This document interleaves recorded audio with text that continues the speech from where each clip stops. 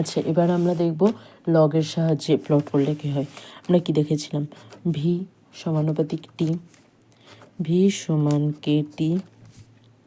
তাহলে এবার আমরা যদি এটাকে এখানে আমরা লগ বসে তাহলে কি হয়, লগ ভি সমান লগ কে, বলেছিলাম ইনটু থাকলে লগের ক্ষেত্রে সেটা গিয়ে প্লাস হয়ে যায়, লগ টি। আচ্ছা, তাহলে এখানে যেহেতু প্লাস আছে তাই গ্রাফ অবশ্যই ওপরের দিকে যাবে।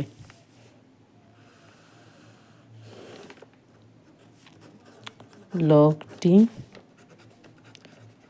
লগ ভি অবশ্যই গ্রাফ উপরে দিকে যাবে কারণ প্লাস আছে।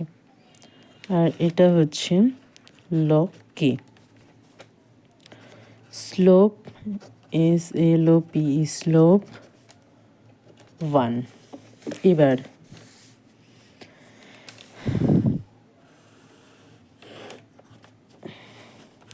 লগ ভি, যদি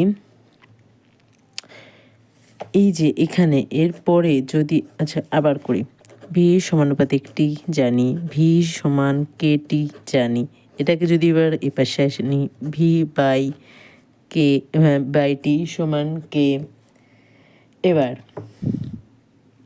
আমরা এটাকে এরকম লিখতে পারি, ভি ইন্টু 1/t, সেম জিনিসই তো, ভি ওপরে গুণ হয়ে গেলে এটাই হয়ে যাবে, কে ইন্টু থাকলে প্লাস হয়, log V plus log 1/t plus log কে।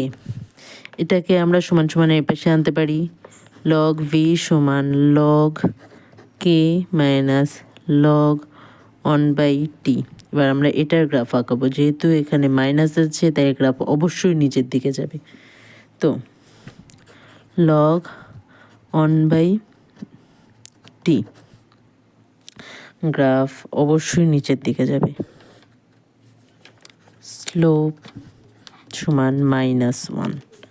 আর এটা টোটালি এই অবধি লগ কে, লগ কনস্ট্যান্ট।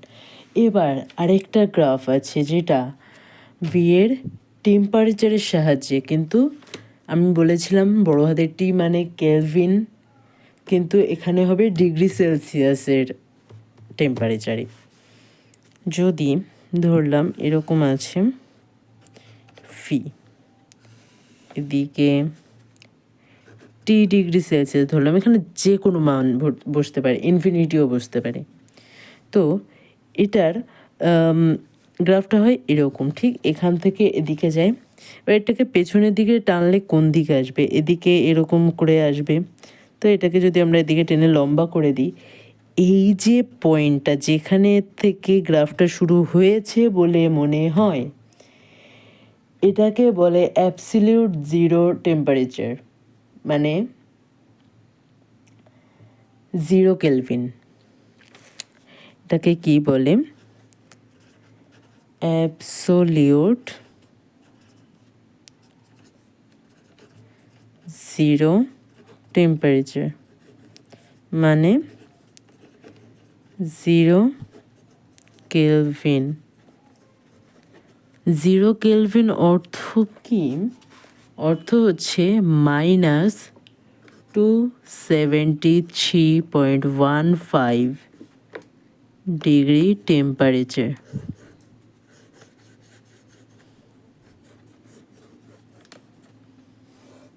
ব্যাস শেষ, এখানেই চার্লস ল।